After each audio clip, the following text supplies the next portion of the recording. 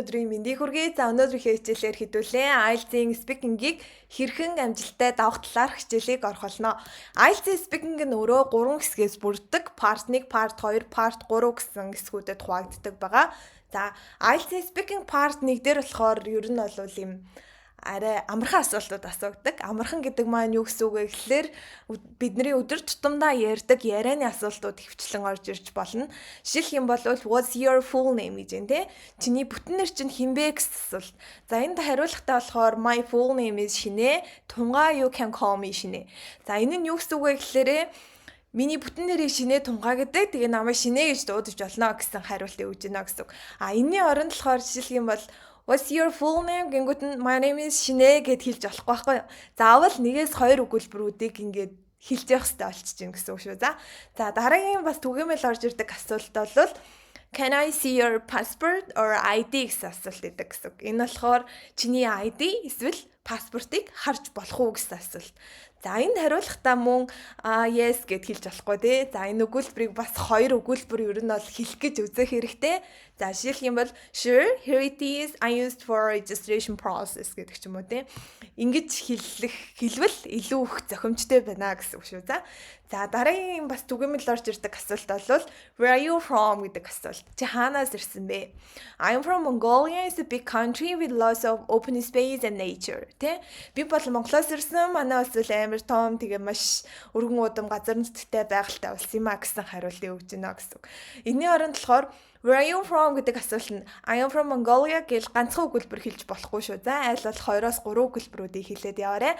За дараагийнх нь болохоор do you work or study гэсэн асуулт энэ тэ. За чи сурдсан юм уу, ажилдсан юм уу гэсэн асуулт. За энд хариулахдаа та юу хийдгээ эсвэл юу сурдгаа шууд хэлчихэж болно. За ингэхдээ мөн адилхан yes I study, yes I do энэ гэж хэлэх гээд байдаг байхгүй юу. Тэрний оронд заавал өгүүлбэрийн урт болгож одоо хэлэх хэрэгтэй шүү. За тэгэхээр тэрнээс өмнө ингээд дандаа practice хийх бол яг ингээд шалгалтынхаа үеэр очиод сандрангуудаа нэг өгүүлбэр хэлээ шүү зогсчод байдаг тохиолдлууд гараад байдаг.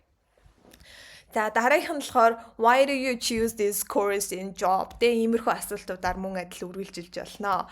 За дараагийнх нь бас түгээмэл орж ирдэг асуулт бол speaking part 1 дээр түгээмэл орж ирдэг асуулт бол hobbies тэ what's your hobby гэсэн асуулт ээж болно.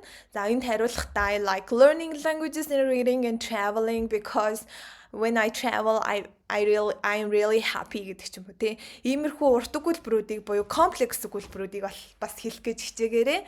За дараа нь болохоор lifestyle people гэсэн одоо ийм топикууд хамаарагдах асуулт ээж болно. Жишээлх юм бол how are people in Mongolia гэж юм тий. Монгол хүмүүс ямархуу байдаг вэ гэж юм тий. За энд болохоор people are friendly and welcoming. They like spend time with families and friends тий. Хүмүүс болохоор айгуу тийм найзархаг тэгээд ингээд welcoming те за тэгэнгүүтээ гэр бүл бол найз нөхдөйгээ цагийг өнгөрүүлэх дуртай байдаг гэдэг ч юм уу те иймэрхүү дэлгэрэнгүй мөртлөө хитрхи дэлгэрэнгүй биш иймэрхүү асуултанд хариулт маягаар өгж яваарэ. За дараа нь болохоор шалгагч багш за одоо хэдүүлээ speaking part 2 руу шилжцгээе гэдэг баггүй. За энэ нь болохоор ийм cue card өгдөг. За cue card-нд 1 минут бэлдээд 2 минутын турш одоо тэр топикийн талаар ярьж өгнө гэсэн үг. За жишээлх юм бол энэ асуулт байна. Describe a technology that you use гэж юм те. За чи хэрэглэдэг технологийнхоо талаар дүрслээрэй гэсэн асуулт байна гэсэн үг. За гол асуулт маань болохоор энэ асуулт байдаг. За тэгээд гол асуултын талаараа ярьж явах үедээ энэ саб топикууд буюу энэ бусад одоо сэдвүүдийг нь бас оролцуулаад хариултаа өгөх хэрэгтэй шүү. За заримдаа болохоор хүмүүс мартаад энийгээ яриад энэ минийг оролцуулахгүй яриад байдаг байхгүй. Тэгэхээр 1 минут өгж явахт нь гэл тэмдэглэл хийгээд яг 1 минутын дараа ярьж эхлэх үедээ яг тухайн энэ сэдвүүдийг багтааж ярихыг бас хичээгээрэй. За энэний хариулт нь магадгүй ийм байж болно. I would like to talk about my smartphone. I use it every day to call people and send messages, check emails and browse the internet. Иймэрхүү хариултууд байж болно гэсэн. Тэгэхээр ихэнх нь болохоор ер нь бол асуултаа paraphrase хийгээд энэ талаар ярмаар байна гэдгийг бас ихэн хэлэх хэрэгтэй. I want to talk about my smartphone. Smartphone гэдэг чинь өөрөө технологид нь ороод байгаа учраас ихэнд нь юу ярих гэж байгаа талаараа дүрслэнэ гэсэн. За тэгээ ярьж явах үедээ болохоор энэ асуултуудыг бас мартаж болохгүй те. Жишээлх юм бол энэ нь юу байсан, чиний яаж хэрэгэлдэв, яагаад энэ нь дуртай юм те. Энэ сэдвүүдийгээ багтаагаад айлуулах ярих хэрэгтэй шүү. Тэгэхгүй бол нэг зүгээр smartphone гэл smartphone is very easy, convenient гэдэг ч юм уу те. Нэг өгүүлбэрээ олон янзаар давтаж яриад байдаг байхгүй. Тэгэхээр аль болох ярьж явах үедээ арай нөгөө хариултаа жоохон юм өргөсгөж өгвөл айгуу сайн байгаа шүү. За дараагийнх нь болохоор speaking part 3 гэдэг хэлдэг. 2 минут ярьсны чинь дараа нөгөө нэг шалгагч багш за одоо минут нь дуусчлаа. Одоо speaking part 3 руугаа шилжийе гэдэг баггүй.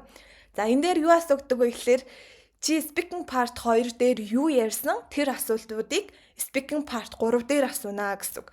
Жишээлх юм бол технологийн талаар ярьсан учраас технологийн талаар асууж болно. Жишээлх юм бол how has the technology changed the way we live гэж тийм. Технологи бидний амьдралыг яаж хэрхэн өөрчилсөн бэ гэсэн асуулт юм тийм.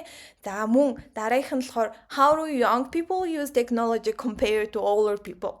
За залуу хүмүүс хөгшин хүмүүстэй харьцуулахад технологиг одоо яаж ашигладаг вэ гэсэн асуулт энэ. Тэгэхээр технологитой холбоотой хэрвээ хариултуудыг байнга өгж явсан бол технологитой холбоотой асуултуудыг л асуугаа явна гэсэн үг шүү.